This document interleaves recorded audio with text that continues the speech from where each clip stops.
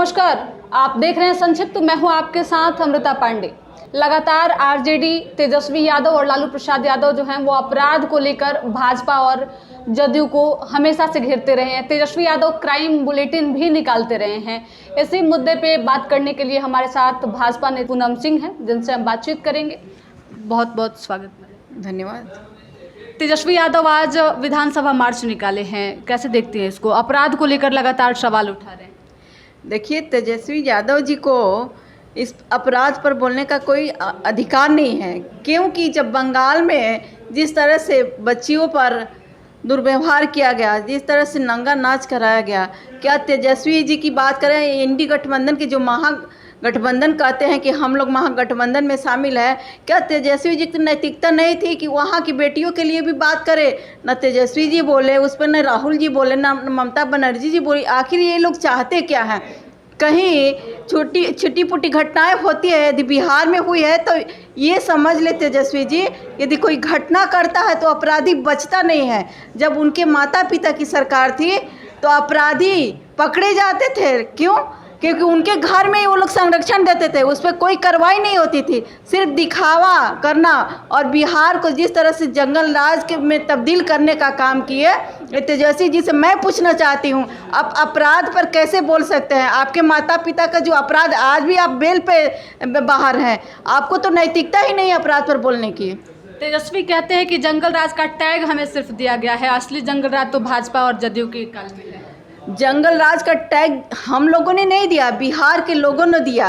क्योंकि बिहार में जिस तरह से उनके माता पिता की सरकार में नरसंहार हो रहे थे, आज बेटियां की बात करें या बहू की बात करें तो शाम को भी बाहर निकलती है। लेकिन जब उनके माता पिता की सरकार थी तो 4 बजे के बाद महिला को तो छोड़िए, कोई पुरुष भाई भी घर से बाहर निकलता था तो माता बहन डरी और सहमी रहती थी कि हमारा हस्बैंड या हमारा भाई घर से बाहर गया तो शाम को वापस आएगा कि नहीं, इसकी चिंता उनको बनी रहती थी।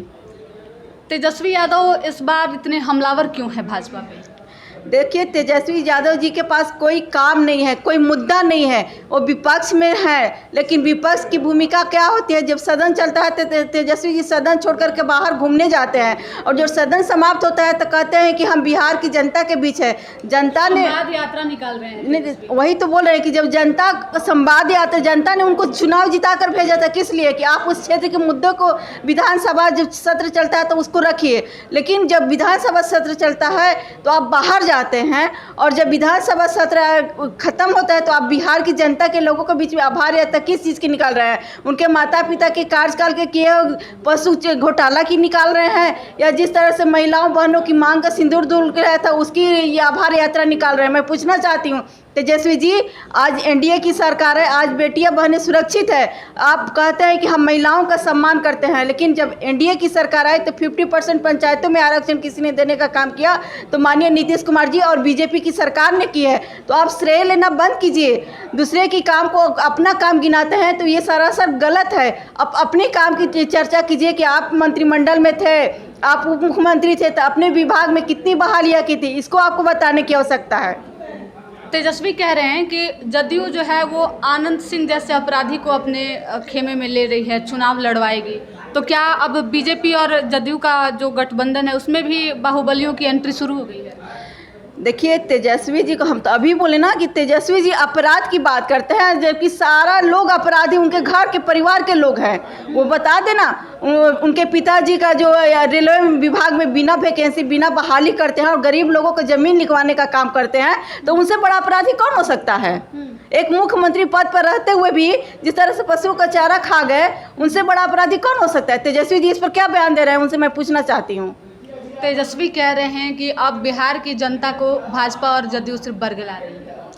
देखिए, तेजस्वी जी के कहने से नहीं होगा। बिहार की जनता ने ही, आपने देखा कि लोकसभा में 40 में से 30 सीट जिता करके भेजने का काम किसी ने किया, तो बिहार की जनता ने देने का काम किया है।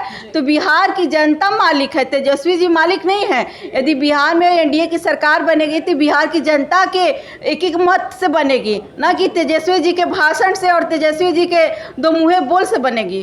लगातार तेजस्वी जो क्राइम बुलेटिन जारी कर रहे हैं, उनके ट्विटर हैंडल एक्स को आप देखिए तो हर दिन एक क्राइम बुलेटिन जारी करते हैं, एक वीडियो शेयर करते हैं कि भाजपा और सुशासन के राज में इस तरीके की घटनाएं हो रही हैं।